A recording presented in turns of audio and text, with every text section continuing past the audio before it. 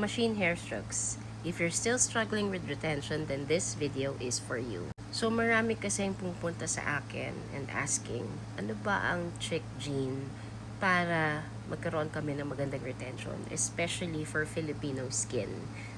Ang usually kasing case pag Filipino skin, dahil nga sa weather natin, it's very humid, tapos it's very hot, especially right now na summertime. Nagpapawis tayo, nagsusuper oily yung skin. Ang palaging issue niyan is no retention or sobrang konti ng retention.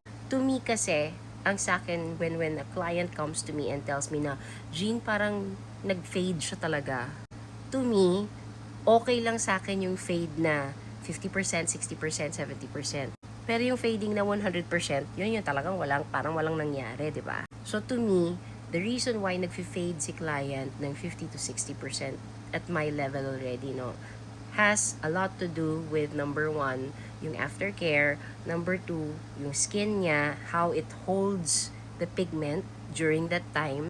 And minsan kasi, yung expectations nila, parang, oy, okay, sa first super ganda.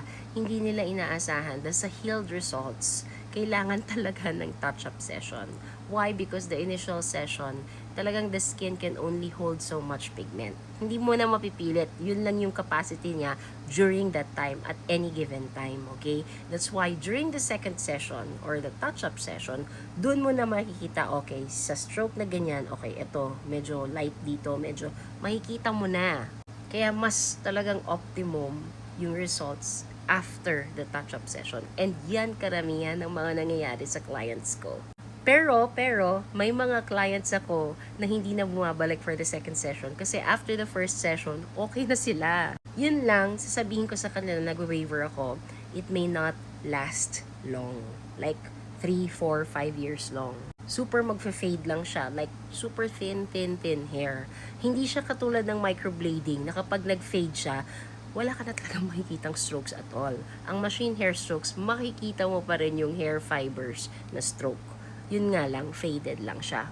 Kalaunan. So again, babalik tayo sa technique. Sa technique talaga nakasalalay kung magkakaroon ka ng magandang retention or hindi.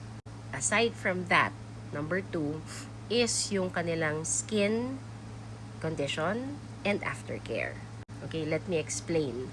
Yung sa skin condition kasi, admittedly, yung mga oily skin and yung palaging nagpapawis na skin, syempre dahil may pores sila, pinupush out nila yung pigment palabas ng skin. So definitely, most of the time, medyo mas mahirap ang retention doon. Pero again, sa aftercare, if nagsara ang skin barrier nang nandun pa yung pigment and wala tayong naging problema, okay yun. Kaya lang naman tayo nagkakaproblema pag oily yung skin is the aftercare if they don't follow the aftercare properly. So, sa akin kasi, I have a protocol na sarili ko, tried and tested as per experience since 2023, kung ano yung ginagawa ko na aftercare, kaya maganda yung retention ng clients ko. Na up to now, nag-message sila sa akin, pag pinapakita nila sa akin yung brows nila, oh, it's still good, nandun pa rin yung shape niya, may nakikita pa akong hair fibers, and walang problema. Siguro, after 2-3 years, nagpapa-brow refresh sila sa akin. Para lang, magkaroon ulit sila ng refreshed eyebrows na, maganda ulit. Alam mo yon. Again, when it comes to technique, make sure that you stay on the same path. Kasi karamihan, pag nagmamadali ka ng paghagod ng stroke, nawawala ka sa landas. Meaning to say, napupunta ka sa left or sa right. So, nangyayari, nagiging makapal yung line or nagiging blurred yung stroke.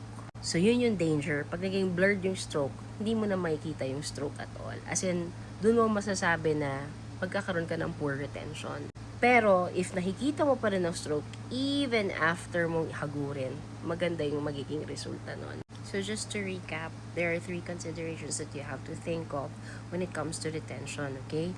Number 1, it's your technique. Number 2, it's the skin condition na nakikita niyo sa client.